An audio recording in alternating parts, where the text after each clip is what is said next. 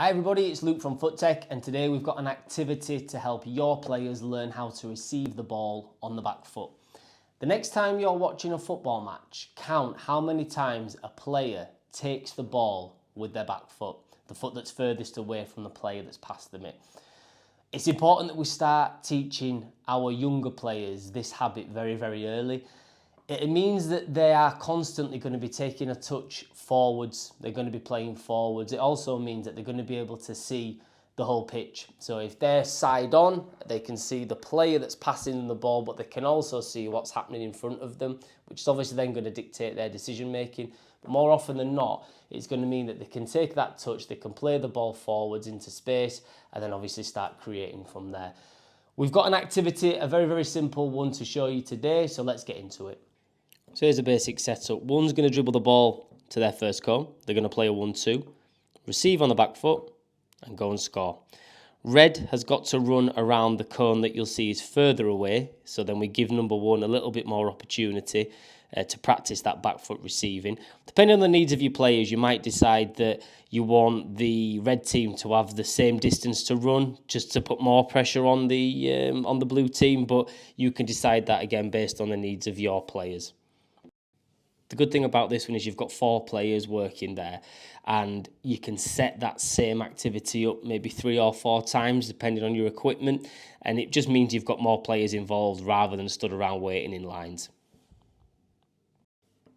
Depending on the ability level of your players, it may be that the blue number 2 becomes the coach and the coach can play the 1-2 with the blue number 1.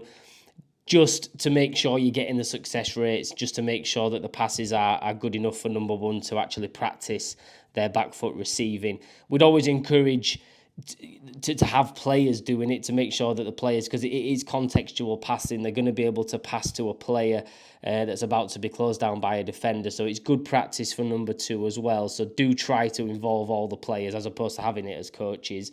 But maybe just to start the activity and get some success, perhaps it's depending on the ability levels, it would be a good idea to have a coach in that gate if needs be. So some coaching points. First, just another word on number 2. You want to actually be coaching number 2 to pass the ball, try to pass the ball to the back foot of his or her teammate. From number 1's perspective, we look at what we call the ABCD. So that's angle to receive the pass. B is for body position / back foot. So are they actually in a good position to receive it on their back foot? Are they side on? C is checking. We're checking where the defenders are. We're checking where the space is. We're checking where the goalkeeper is. And D is the distance. So how close or how far are they away from the passer? They don't want to be too close because it's pointless. They don't want to be too far away because the might give the defender a chance to get in and nick the ball. So A, B, C, D. Angle, body position, check, and distance. Really good thing just to hammer home to your players, A, B, C, D, A, B, C, D. It's something they'll just quickly remember. It's a good thing to go over with them. And after player 1's had maybe 3, 4, 5 turns, we're just going to keep switching it. Everybody will have a chance to play either position, just so we're going to maximise that time. And just a quick look now at a progression you could do. So it's the same activity. This time, the defender, the goalkeeper, has actually saved it. So once that happens, it can become a situation where the red team try to get the ball to the number 2 in the gate above. So they pass. Again, it could be that number 1 of the red team now starts to work on their back foot by receiving the ball from the goalkeeper. Back foot receive, and then a nice pass into that number 2 at the end. So you're basically getting 2 options there. The number 1 should be working on it, but then also the number 1 of the red team as well. Maybe try the first part first, just so everybody gets used to it. Once the ball breaks down, that's it, you start again.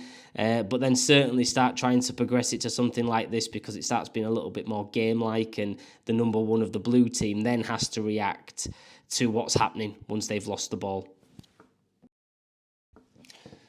Another option would be that if the red team intercept the ball from number 1, whether that be from the goalkeeper or the defender, then it becomes a 2v2. The blue number 2 would come out. they've got to try and score in the goal. The Reds have just got to work it and try to dribble through the gate at the top. If you have enough goals, then you could have 2 goals instead of a gate and a goal. But you've just got options with this one to create a little bit more of a game scenario once it breaks down. So give it a try. It's a good one that you can progress or regress depending on the needs and ability levels of your players. But there's lots you can do with it, lots you can change and adapt. So give it a go, listen to the coaching points from earlier and let us know how you get on.